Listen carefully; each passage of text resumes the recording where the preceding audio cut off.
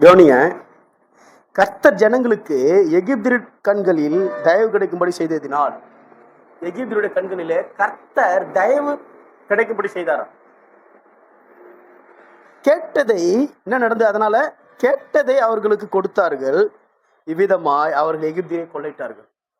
In English, what they requested, அதாவது so that they granted them what they requested, thus they plundered the Egyptians. The Lord had given the people favor in sight of the Egyptians. He had given people favor in sight of Egyptians. எகிப்தியருடைய கண்களில தயவு கிடைக்க பண்ணார்.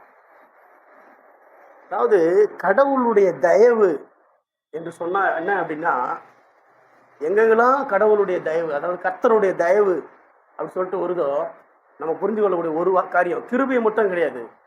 கிருபை மட்டும் கிடையாது, தயவுன்னு எங்கெங்கெல்லாம் வருதோ, இந்த ஒரு வார்த்தை தான் மிகப்பெரிய ஒரு அவுட்ஸ்டாண்டிங் அவங்க வாழ்க்கையில ஏற்படுது. யாரு? இஸ்ரவேலோட வாழ்க்கையில. கொள்ளையிட்டார்களாம். எப்பா தயவு செய்து நீ போய் தொலை, எங்களுக்கு ஒரே வாதையா இருக்கு, நீ இங்க என்னோட தேசத்துல இருக்கிறதுனால தயவு செய்து போயிடுப்பான்ற மாதிரி என்ன சொல்லிட்டாங்க ஜனங்க எல்லாம். தனக்கு உண்டானது எல்லாத்தையுமே கொடுத்து அனுப்புறாங்க. உயிர் பொழிச்சா போதும் சொல்லிட்டு. இஸ்ரவேல் ஜனங்க 430 ஆண்டுகள் என்ன பண்ணாங்க? எகிப்து தேசத்துல அடிமையா இருந்தாங்க. கடைசி ஆண்டவர் என்ன பண்றாரு? மோசேயின் மூலமாக அநேக வாதைகள். அதுல பார்வோனுடைய இருதயம் கடினப்பட்டு போகுது ஒவ்வொரு வாதைக்கும். பிறகு கடைசியா பார்வனை கூப்பிட்டு தயவுசெய்து நீ போ. ஜனங்க எல்லாம் என்ன பண்ணிட்டாங்க? வெறுத்துட்டாங்க. எப்படியாவது என்ன பண்ணு, தயவுசெய்து இந்த ஜனங்க நம்மளை விட்டு போயிடுண்டான்ற அளவுக்கு வந்துடுச்சு நிலைமை. எப்படியாவது போயிடு. அப்போ அந்த இடத்துல என்ன போட்டிருக்கு? தயவு. இதை என்னன்னு போட்டிருக்கு? இதை தயவா. இந்த வார்த்தைக்கு நான் எப்போ எப்படியாவது போயிடுப்பா, நீ என் பணம் போனா பாருங்க, நீ எடுத்துன்னு போ. பணம் என்ன ஆகணும்? வெள்ளியும் பொண்ணுமா. என்ன போட்டிருக்கு? வெள்ளியும் பொண்ணும். அதுக்கு முன்னாடி வசனம் என்ன போட்டிருக்கு? அது மாதிரி அப்படி பேசும்போது டக்குன்னு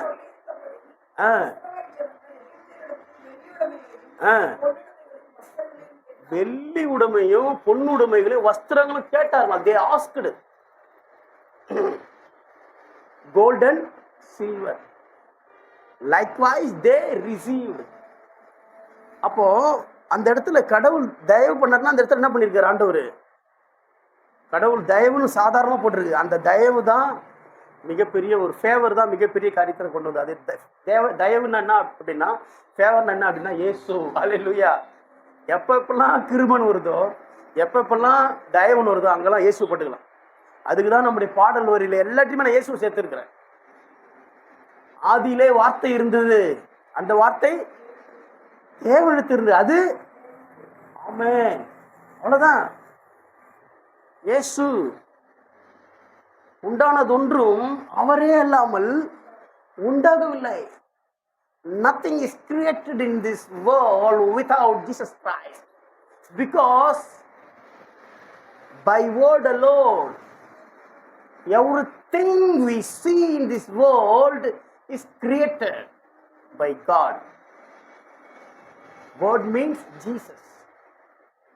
Word means Jesus. இந்த சம்பவம் எதை குறிக்குது அப்படின்னா, இப்போ என்ன பண்ணோம்? முக்கியமான ஒரு வார்த்தை என்ன பார்க்கணும், நல்லா புரிஞ்சுங்க. புதிய ஏற்பாட்டினுடைய வெளிச்சம் அல்லது புதிய உடன்படிக்கை வெளிச்சத்தை தான் இதுல பார்க்கணும். பழைய ஏற்பாட்டு காலத்துல ஒரு ப்ராஜெக்ட் கடவுள் கொடுத்தாரு. பழைய ஏற்பாட்டு காலத்தை நம்ம தரிசனம்னு சொல்லிட முடியாது.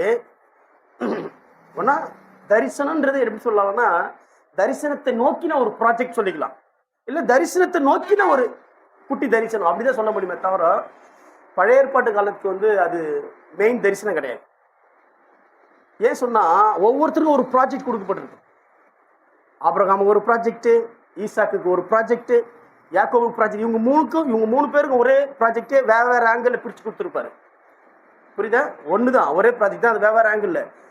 யோசேப்பு வரும்போது அது கொஞ்சம் வித்தியாசப்படும் அந்த இடத்துல. அப்படி மோசே வரும்போது ஒரு வித்தியாசப்படுது.